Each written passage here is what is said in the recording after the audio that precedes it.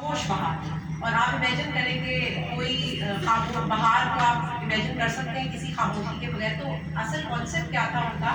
Idea یہ تھا، حالانکہ وہ بایولوجسٹ تھیں اور لیکن رائٹر تھیں. ان کا یہ آئیڈیا تھا 1962 میں، اور جس کے بعد ٹریگر ہوئی ایک انوائرمنٹل موومنٹ اور اویئرنیس جو تھی وہ شروع ہوئی 1962 میں. وہ یہ تھا کہ جو اس وقت بہت زیادہ کیمیکل یوز بہت بڑھ گیا تھا، تو انہوں نے اس کے اوپر بات کی کہ یہ جو کیمیکل یوز ہے، ڈی ٹی ڈی کا استعمال جو اس وقت بہت زیادہ ہو رہا تھا. تو جب یہ بہت زیادہ کیمیکل یوز کا استعمال بڑھ جائے گا تو کیا اس کا امپیکٹ ہوگا؟ ان کیمیکل کچھ پیسٹیسائڈ جو وہ یوز کر رہے تھے کراپس پہ اور اپنی ویجیٹیشن کے اوپر، اس کا یہ امپیکٹ ہوا کہ اس سے برڈس اور اینیمل کی جو پاپولیشن تھی وہ ڈسٹرب ہونا شروع ہوئی.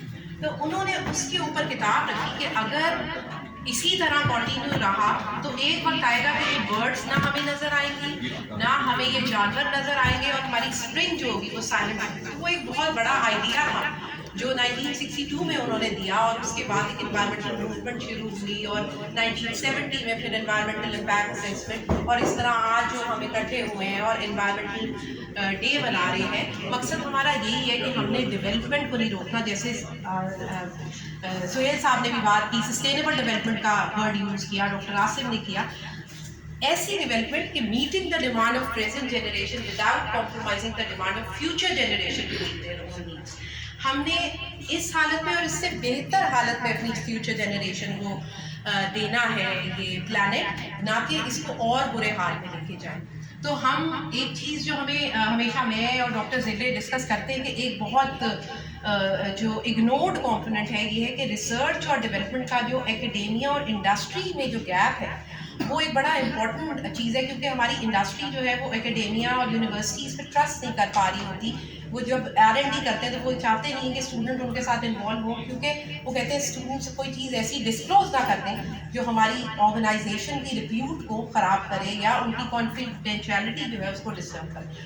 تو ہم ہمیشہ یہ بات کرتے ہیں کہ کس طرح سے، کیونکہ جب ہم اچھے انٹرپرینیورز نہیں ڈیولپ کریں گے یا ہم اچھے انوائرمنٹلسٹ مارکیٹ میں یا انوائرمنٹل انجینئرز نہیں مارکیٹ میں لائیں گے اور جن کا ایک گیپ ہوگا انڈسٹری کے ساتھ، تو ہم کبھی بھی اپنے ماحول کو بہتر نہیں بنا سکتے. تو آئی بلیو کہ اس کو ایڈریس کرنا ہے. اور ایک صرف چھوٹی سی ایڈوائس کے بعد اوور ٹو زلے کہ ہمیں اپنے بیہیویئر اور جو ایٹیٹیوڈ ہے اس کو چینج کرنے کی ضرورت ہے. ہم میں سے کتنے اب تو شاید اتنے ہم انرجی کو پرابلم اور واٹر ریسورسز کے پرابلم کو اتنا فیس کریں کہ شاید اب تھوڑا سا ہمیں اویئرنیس ہو گئی ہے. اکثر ٹی وی میں بھی انوائرمنٹ ڈے اور اس طرح کے ڈیز کی اویئرنیس آ گئی ہے اور ہم بات کر رہے ہوتے ہیں. ہم میں سے کتنے لوگ ہیں جب ہم برشنگ کر رہے ہوتے ہیں ہمارا ٹیپ کھلا ہوا ہوتا ہے اور پانی ضائع ہو جاتا ہے. تو یہ والے چھوٹی چھوٹی ہمارے ایٹیٹیوڈس جو ہیں ہمیں اس کو امپروو کرنا ہے کہ ہم نے اپنے کس طرح سے نیچرل ریسورسز کو بچانا ہے اپنے لیے بھی اور فیوچر جنریشن کے لیے. اور کس طرح سے ہم نے انڈسٹری اور ایکیڈیمیا اور یونیورسٹیز کا لنک ڈیولپ کروانا ہے کہ وہ اچھی R&D کریں، اچھے انٹرپرینیورز پروڈیوس کریں اور کس طرح اس گیپ کو فل کیا جائے. تو میں ڈاکٹر زندے سے ریکویسٹ کروں گی کہ وہ ہمیں کچھ بتانا چاہتی ہیں اس بارے میں کس طرح سے ہمیں لگتا ہے کہ گیپس کو ہم ان کو فل کر سکیں. Thank you so much doctor Samia. Thank you so much for inviting us ہے. بالکل یہ پیور انجینئرنگ بیک گراؤنڈ کے لوگ ہیں اور میرا تعلق لائف سائنسز سے ہے. میرے خیال میں ہمیں جو ضرورت ہے وہ یہ سمجھنے کی ضرورت ہے کہ لائف سائنسز اور انجینئرنگ جب تک انٹیگریٹ نہیں ہوں گے اچھے سلیوشنس نہیں آئیں گے. انجینئرس اپنے کام پورے کر رہے ہوتے ہیں لیکن سسٹینیبلٹی کو کسی اور پرسپیکٹو سے دیکھتے ہیں. لائف سائنٹسٹ کسی اور پرسپیکٹو سے دیکھ رہے ہیں اور چیزیں سلوشنز وہیں موجود ہیں. جس وقت آپ اپنے بچوں کو ریسرچ کروا رہے ہوتے ہیں اور ان کو ایک ویژن دے رہے ہوتے ہیں اپنی لائف میں آگے بڑھنے کے لیے، تو شاید آپ لوگ ان کو یہ بتانا بھول جاتے ہیں کہ اپنے لیے بھی رزق کماؤ اور دوسروں کے لیے بھی کماؤ. اس کا طریقہ یہ ہے کہ صرف نوکری سے آپ 5 بندوں کا پیٹ پال سکتے ہیں، جبکہ انٹرپرینورشپ سے آپ کئی 100 ہزار لاکھوں لوگوں کا پیٹ پال سکتے ہیں. اپنی جو ریسرچز ہیں ان کو اس پریکٹیکل اسپیکٹس کی طرف لے کر آئیں جس کی ابھی انڈسٹری کو ضرورت ہے. انڈسٹری کے پاس بہت سارے مسائل ہیں اور صرف یہ نہیں ہوتا کہ انڈسٹری آپ کو پیسہ دے گی تو آپ ان کے سولوشنس فائنڈ آؤٹ کریں گے. مائنڈ سیٹ کی بات ہے. آپ جس طرح کے مائنڈ سیٹ آپ پروڈیوس کرنا شروع کریں گے اپنے انسٹیٹیوشنز میں، اسی طرح کے سامنے لوگ آنا شروع ہو جائیں گے مارکیٹ میں. اس وقت مارکیٹ میں لوگوں کو صرف یہ ہوتا ہے کہ ہمیں اچھی جاب مل جائے. اس وقت ان کو سولوشنس کی فکر نہیں ہے. سو بالکل ایک چھوٹی سی چیز شیئر کریں گے کہ ہمیں اپنے کمفرٹ زون میں سے نکل کے گروتھ زون کی طرف جانا ہے ہر صورت میں.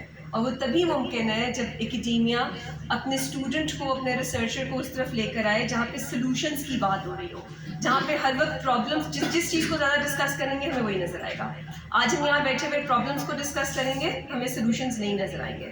جب سلوشنس ہیں تو اپرچونیٹیز ہیں, تو آپ کو اپرچونیٹیز بنانے چاہیے. اور سو کیونکہ اس وقت انڈسٹری جو ہے وہ 4.0 کی طرف موو کر رہی ہے, یہاں پہ بہت سارے لوگ ہیں جن کو پتہ ہے کہ انڈسٹری اس طرف جا رہی ہے. اور اس کا کیا مطلب ہے؟ اس کا مطلب یہ ہے کہ اس سے پہلے انٹرنیٹ اور آئی ٹی اور اس کا دور تھا. اب ان کا دور ہے جن کو سوشل امپیکٹ کیا ہے, انوائرمنٹل امپیکٹ کیا ہے, اور اس کا اکنامیکل امپیکٹ کیا ہے. اگر آپ ان چیزوں کے اوپر نہیں سوچیں گے تو ہم گلوبل انڈسٹریلائزیشن کی جو 4.0 ہے اس میں ہم نہیں انٹر ہو سکیں گے. ہمارے لیے مشکل ہوگا جیسے ابھی ہو رہا ہے. ہمیں اسکل سیٹ وہ ڈیولپ کرنا ہے. سو میں اور زیادہ ٹائم نہیں لوں گی.